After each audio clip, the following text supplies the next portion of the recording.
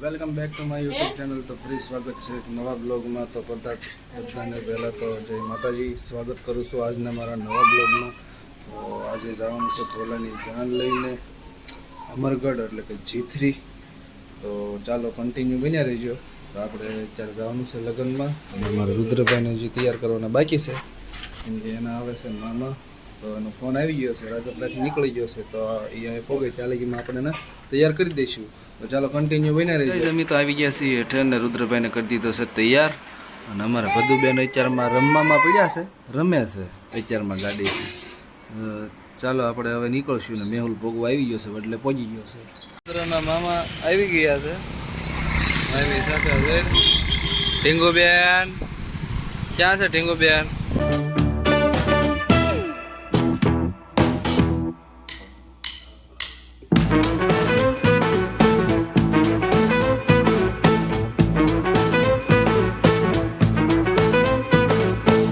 તો ભાઈ સોનગઢ પહોંચી ગયા ને સોનગઢ પહોંચ્યા ને નાસ્તો કરવાનો બધો બાકી। તો આપણે પહેલાં સમોસા વમોસા ખાઈ લઈએ ને પછી જઈએ એટલે અહીંયા લગ્નમાં પછી વાંધો ન આવે। તો અમારા મેહુલભાઈ અહીં બેઠા છે, રુદ્રભાઈ હમે છે, અમારા ઢીંગુબેન છે। તો ચાલો કન્ટિન્યુ બન્યા રહીજો, નાસ્તો બાસ્તો પહેલાં કરી દઈએ। લગ્નમાં બીજી વખત મેળ આવી ગયો છે મેહુલ। જમી તો પહોંચી ગયા છીએ સમો લગ્નમાં।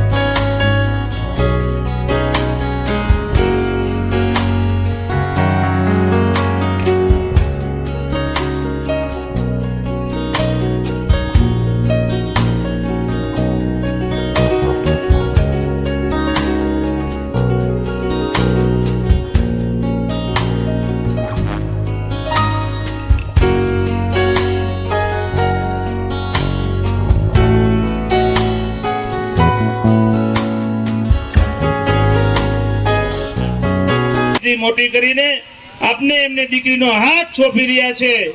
આપ પણ એમની કાળજી રાખજો અને નાની મોટી તકલીફો થાય તો આમ તેમ જોઈને જતું કરજો. જિંદગીમાં ક્યારેય દુઃખી નહીં થાવ.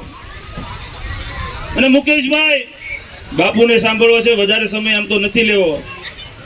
મુકેશભાઈ ઠાકોર છેલ્લા 15-20 વર્ષથી આ સરસ મજા સમૂહ લગ્નનું આયોજન કરતા હોય અને એકલા હાથે કરે છે.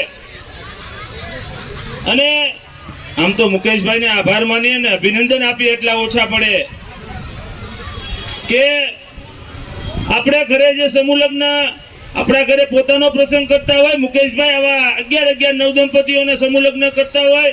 આપણા ઘરે બાપુએ ખૂબ સરસ કીધું કે ભૂલ કાઢવા કરતા સહકાર આપજો.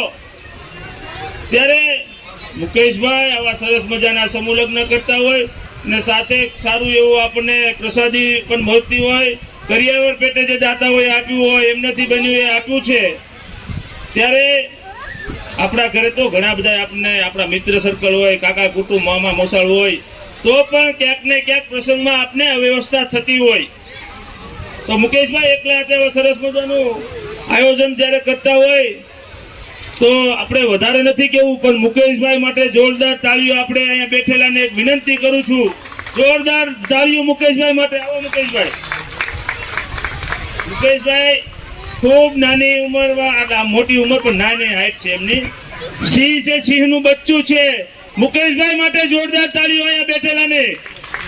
સાહેબ, રાત દિવસ મહેનત કરીએ ત્યારે આવા સમૂહ લગ્નનું આયોજન થતું હોય અને મુકેશભાઈ દ્વારા એકલા હાથે સતત દિવસ અને વર્ષમાં 2 થી 3 વખત જ્યારે આવું સમૂહ લગ્નનું આયોજન થતું હોય, જોરદાર મુકેશભાઈ માટે તાળીઓ. આવી તાળીઓ ના ચાલે, 2 હાથ અદ્ધર કરીને મુકેશભાઈ માટે તાળીઓ પાડો. આવા આગેવાનોને પ્રોત્સાહન વધારવા માટે, એની તાકાતમાં વધારો કરવા માટે આવનાર સમયમાં આવા નવા સમૂહ લગ્ન કરવાની વેલનાથ બાપા તાકાત આપે, શક્તિ આપે, એ જ અભ્યર્થના સાથે જય વેલનાથ, વંદે માતરમ, ભારત માતા કી જય.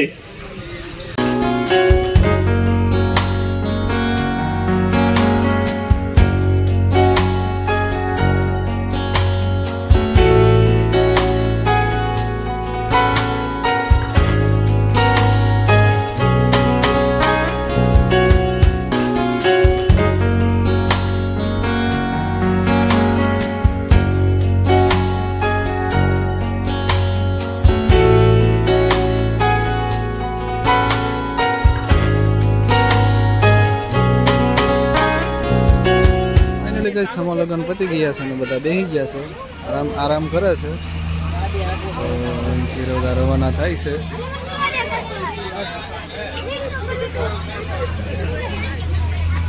અમારા પાછા ઢીંગુબેન આવી ગયા છે. ઓય ઢીંગુ, ફાઇનલી કઈ જમીન આવી ગયા છે સમૂહ લગ્નમાંથી ઘરે. અને ઘરે પહોંચ્યા ને કંઈક સોડા લાવ્યા છે. અને અમારા ટકાભાઈ બેઠા નથી બેઠતા. તો કમલેશ આવ્યા છે, કાલે આવ્યા હતા પણ એને મૂકીને વહી ગયા હતા એમ લગ્નમાં. મેહુલભાઈ છે, થાકી ગયા છે 2 ભાઈ, જોઈ લે. તો ચાલો હવે મળશું સીધા 4 વાગે. ફૂલદડો છે તો ફૂલદડામાં મળી તો કન્ટિન્યુ બની રહીજો. તો પહેલાં સોડા વોડા પી લઈએ, ઘડીક આરામ કરી લઈએ. લીધો તો અમે થોડોક આરામ, અને આરામ કરીને અત્યારે જાગીને નાહી ધોઈને તાસા એને એ કપડાં પહેરીને થઈ ગયા છે અમે તૈયાર. તો અત્યારે જવાનું છે ભાઈ ફૂલદડામાં ડિસ્કો કરવા માટે. તો ચાલો કન્ટિન્યુ બની રહીજો. એક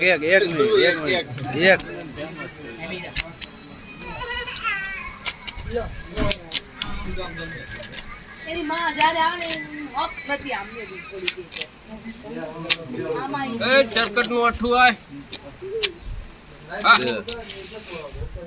એ મારા વાળા કાળિયા ભીર કાળી નો એકો